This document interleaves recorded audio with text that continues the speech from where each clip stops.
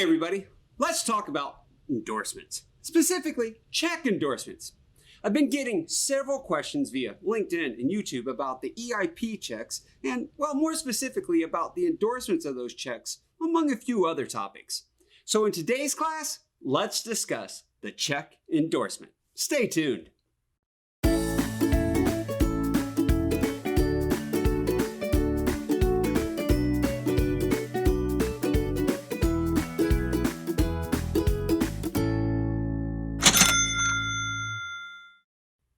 Let's start off with how to endorse a check and what endorsement is.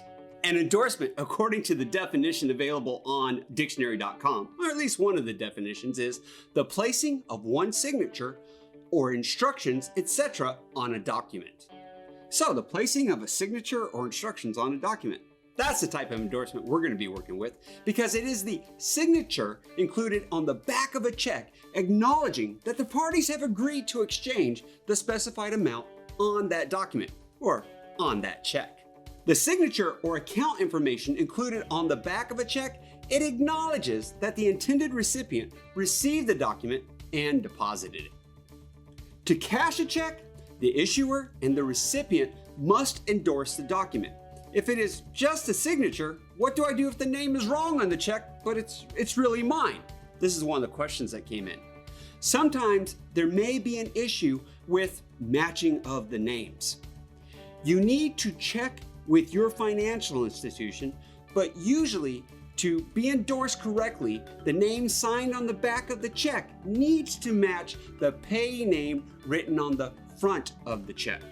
Now, whether or not your institution will accept it if the name doesn't match against your account, that's up to them.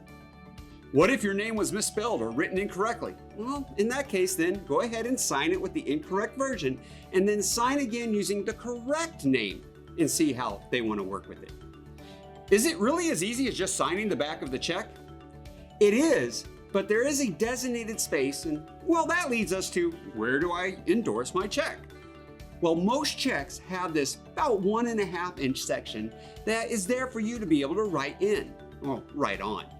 The section known as the endorsement area, you will see it on the back of the check, and it's usually marked with lines and instructions saying something like, do not write, stamp, or sign below this line. That's so that we don't put anything in that area that shouldn't be there. The rest of that area, it actually is used for other purposes. At least it used to be when we physically handed checks a lot. So try to keep your entire signature and other instructions in that blank area that's been designated just for you. Now let's go over the actual endorsement types that we can put on a check. If a negotiable instrument, that's the legal term for a check, is made payable to an identified person, that's the person who the check is written to, then negotiation requires that transfer be made by the endorsement of the holder or payee. Wow, that's complicated stuff. Don't worry, that's just really where we're exchanging the check. That's where we're putting our name, writing it on the back of it, endorsing it, and handing it over to our financial institution or bank of first deposit. We're not gonna worry about that in detail in this session though. So it's really the process of saying, give me my money, or I'm giving you this check and transferring rights of it to you, and you're gonna give me value for it. Now, when it comes to the endorsements, there are actually 4 different endorsements. And, well, here's an easy way for you to be able to remember all of them. Forging a check will put you behind bars. It's somewhat of an ominous warning, but also BARS being our acronym for blank, anomalous, restrictive, and special. Those are our 4 types of endorsement. First, a blank endorsement. This one is not like it sounds. This one consists of just the signature of the payee. So let's say the check is made out and made payable to John Doe. Well, then John Doe is the one that endorses the back of that check. That's a blank endorsement. Next, the A in BARS stands for anomalous. That means it doesn't fit into a common or normal situation or type. So this type of endorsement, it's made by a person who is not the holder of the instrument. Wait, what do you mean not the holder of the instrument? Why are you using all these terms, Professor? Make it easier for us. I will. Let's say it's made out to John Doe, but he doesn't have an account at the bank or credit union he's trying to cash a check at. So he goes to the bank or credit union with his sister, Jane Doe.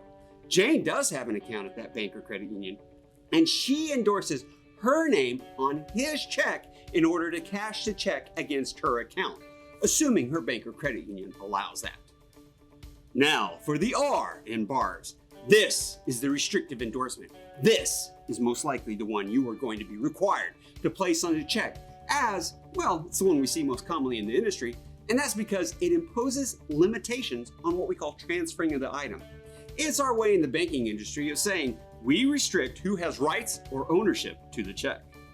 A really good example of this would be something we see commonly if you're using remote deposit capture or scanning and taking pictures of the check. And in many of those situations, your bank or credit union says, put the words for mobile deposit only. Banks and credit unions like this one because it also helps them know if the check has been deposited anywhere else, assuming it is present. That means that the endorsement's on the back there. And finally, we have the S in bars, which is special.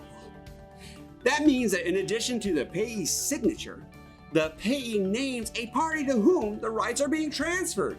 It's the giving the check over to someone else endorsement. It's the signing away of your rights endorsement. So an example of that is, say John Doe writes to pay to the order of Michael Smith, and then also signs his name. John Doe, Michael Smith, and John Doe are both on there, but it also says pay to the order of Michael Smith. Got it? Well, see, check endorsements, they're always important, and depending on the situation, it will depend on how the endorsement must be there, or what kind of endorsement must be there. If you're someone wanting to know how to place an endorsement on a check and you're unsure, I recommend you contact your bank or credit union and ask them how they would like it to be placed, where they would like it to be placed, and what they would like it to say. But if you're a bank, or say you're a credit union, and you're unsure of being able to accept a check with a certain type of endorsement, or maybe it's got that name mismatch, then contact your payment association. Or maybe you need to go to your legal, possibly your compliance departments, and in some cases, maybe even all three. The Payments Professor, I'm here to serve you. If you have questions you'd like answered, ideas for videos, then leave a message or a comment or email me, kevin@paymentsprofessor.com. This class right here was created at the request of people just like you. If you want even more Payments Professor, then you can go out to the Payments Professor website or our YouTube channel. We are here to serve you.